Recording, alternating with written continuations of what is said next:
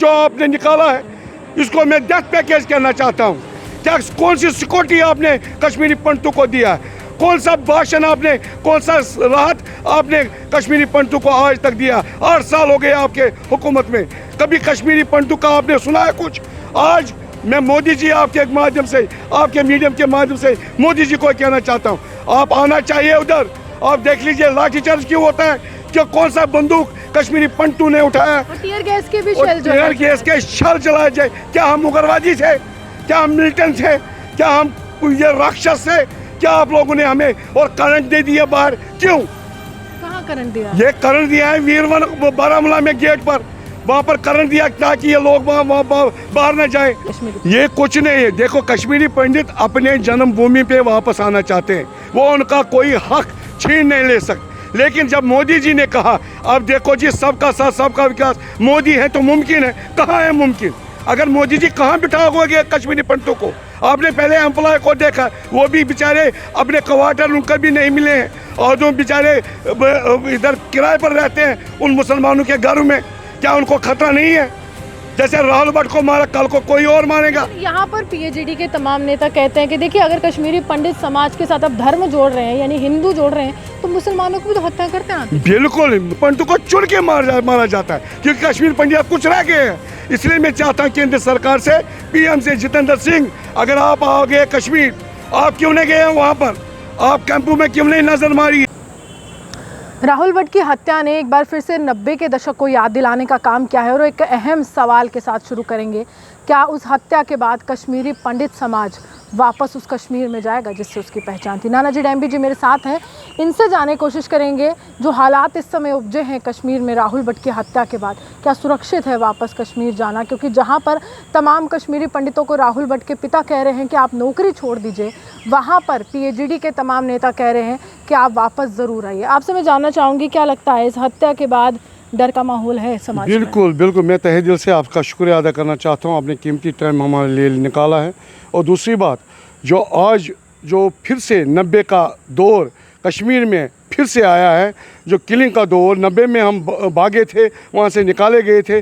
चलो आज जो 2022 है, लेकिन इम्प्रूवमेंट आई थी, लेकिन अब पता नहीं अचानक ये क्या हो गया कि राहुल भट्ट को जो दफ्तर में जाके घुसकर गोलियों से बूंद डाला और शहीद हो गया। क्या वहाँ के उनके साथी थे, राहुल भट्ट के जो साथी थे, एम्प्लॉयज़ थे, क्या वो नहीं चाहते थे इसको, बचा नहीं सकते थे उसको? क्या वो मारने के लिए इसको बोला था? पहले उसको फ़ोन किया, इधर घर पर, वो जम्मू में छुट्टी के लिए आया था, फिर फ़ोन किया था आप आ जाओ आप। क्या इसीलिए आना था, मारने के लिए? मैं केंद्र सरकार को भी हाथ में लेना चाहता हूँ, मोदी जी को भी। क्या मोदी जी आपके कान अभी बंद हैं? क्या आपके कान खुले नहीं हैं? क्या आपने देखा नहीं है, क्या सुना नहीं है कि कश्मीरी पंडित अब चुन चुन के वहाँ पर वादी घाटी में मारे जाते हैं?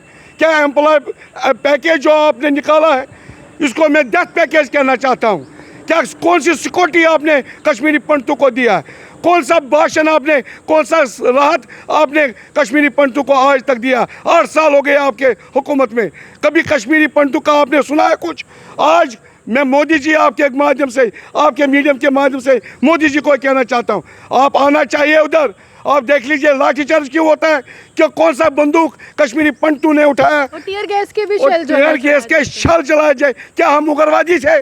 क्या हम मिलिटेंट थे? क्या हम ये राक्षस थे? क्या आप लोगों ने हमें और करंट दे दिया बाहर? क्यों? कहाँ करंट दिया? ये करंट दिया है वीरवन बारामूला में गेट पर, वहाँ पर करंट दिया ताकि ये लोग वहाँ बाहर न जाएं। लेकिन इस समय उपराज्यपाल मनोज सिन्हा जब ये तस्वीरें निकल कर आती हैं टीयर गैस की, तो वो कहते हैं कि मैं एक इंक्वायरी बिठाऊंगा, उन तमाम ऑफिशियल्स के खिलाफ जो है कार्रवाई करूंगा। लेकिन वो तमाम ऑफिशियल्स तो उपराज्यपाल मनोज सिन्हा के अधीन ही है ना? बिल्कुल, राज्यपाल जो मनोज सिन्हा एलजी हमारे हैं, उन्होंने हमें आश्वासन दिया था 1 हफ्ते, लेकिन 1 हफ्ता होने वाला है। कौन सा क्या किया उसने हमारे लिए, कश्मीरी पंडितों के लिए क्या किया उसने?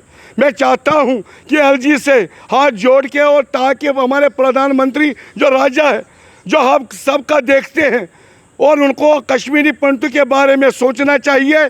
अगर कश्मीरी पंडित उसको चाहिए घाटी में हिंदुस्तान का ताज बना रहे। लेकिन आपको लगता है नाना जी कि पूरे देश में जब भी चुनाव होते हैं, बहुत मर्तबा हमने भी सुना है भाषणों के माध्यम से कश्मीरी पंडितों का जिक्र और 370 का जिक्र, चाहे यूपी चुनाव हो चाहे बंगाल हो, बहुत ज़्यादा किया जाता है, लेकिन धरातल पर क्या है कश्मीरी? ये कुछ नहीं है। देखो, कश्मीरी पंडित अपने जन्मभूमि पे वापस आना चाहते हैं, वो उनका कोई हक छीन नहीं ले सकते। लेकिन जब मोदी जी ने कहा, अब देखो जी, सबका साथ सबका विकास, मोदी है तो मुमकिन है। कहाँ है मुमकिन? अगर मोदी जी कहाँ बिठाओगे कश्मीरी पंडितों को? आपने पहले एम्प्लॉय को देखा, वो भी बेचारे अपने क्वार्टर उनका भी नहीं मिले हैं, और जो बेचारे इधर किराए पर रहते हैं उन मुसलमानों के घर में, क्या उनको खतरा नहीं है? जैसे राहुल भट्ट को मारा, कल को कोई और मारेगा। यहाँ पर पीएचडी के तमाम नेता कहते हैं कि देखिए, अगर कश्मीरी पंडित समाज के साथ अब धर्म जोड़ रहे हैं, यानी हिंदू जोड़ रहे हैं, तो मुसलमानों को भी तो हत्या करते हैं। बिल्कुल, मुसलमानों को भी हत्या करते हैं। मैं ये नहीं कहता हूँ कि कश्मीर, लेकिन कश्मीरी पंडितों को चुन के मारा जाता है, क्योंकि कश्मीर पंडित अब कुछ रह गए हैं। इसलिए मैं चाहता हूँ केंद्र सरकार से, पीएम से, जितेंद्र सिंह, अगर आप आओगे कश्मीर, आप क्यों नहीं गए हैं वहाँ पर? आप कैंपों में क्यों नहीं नजर मारी है? तब तक धरना नहीं उठेगा जब तक ना हमारे साथ फैसला हो जाएगा। हाई सिक्योरिटी होनी चाहिए, तब कश्मीरी पंडित वहां पर काम करेगा। एलजी जो है वो मुलाकात कर रहे हैं गृह मंत्री से और इस मसले पर कह रहे हैं कि चर्चा करेंगे। बिल्कुल, उसने कहा, लेकिन राजनाथ सिंह से भी उसने चर्चा की है कल, अभी तक कोई नतीजा नहीं निकला है। अब वेट कर रहे हैं, अब 2-3 दिन आगे, क्योंकि उसने कहा कि एलजी साहब ने कहा 7 दिन दे दीजिए मुझे, मैं करूँगा कुछ ना कुछ। जो कांग्रेस है, कांग्रेस लगातार ये सवाल उठा रही है कि देखिए, प्रधानमंत्री नरेंद्र मोदी की अध्यक्षता में इस समय जम्मू कश्मीर जो है वो आगे बढ़ रहा है, लेकिन उस अध्यक्षता में कश्मीरी पंडित समाज जो है वो डर के माहौल में, वो कह रहे हैं कि हमारे समय ऐसा नहीं था, आज के हालात बदतर हैं। नहीं, जो कांग्रेस और पीडीपी, ये तो जीरो हो गए हैं। मैं क्या आपके माध्यम से कहना चाहता हूँ, नेशनल कॉन्फ्रेंस अब तो ये जीरो हो गया। अब तो ये न माचस का काम करते हैं कि कश्मीरी पंडितों का ये इशू। तो कश्मीर फाइल्स को नकार रहे थे और क्यों नकारेंगे? क्यों नकारेंगे? कश्मीर फाइल तो रियलिटी है कश्मीरी पंडितों की, उन्होंने आज दिखाया, साफ दिखाया। क्यों वहाँ पर बैन किया जाएगा? क्यों वो खुद डर रहे हैं, वो खुद फारूक अब्दुल्ला डर रहा है।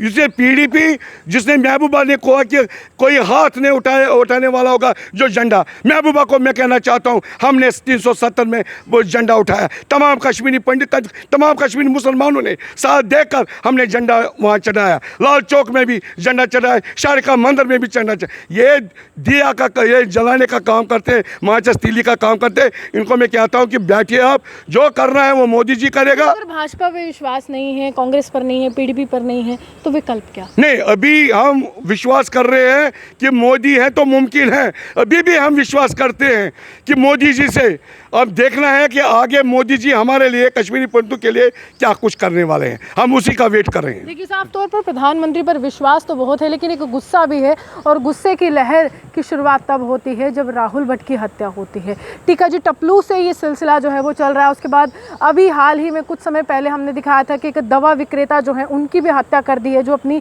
दुकान में बैठे हुए थे। तो इस तरह से कश्मीरी पंडित समाज को आज भी निशाना बनाया जा रहा है। हालात जो है वो नहीं बदले हैं। आप यूँ हमारे साथ बने रहिए, देखते द न्यूज़ लाइव।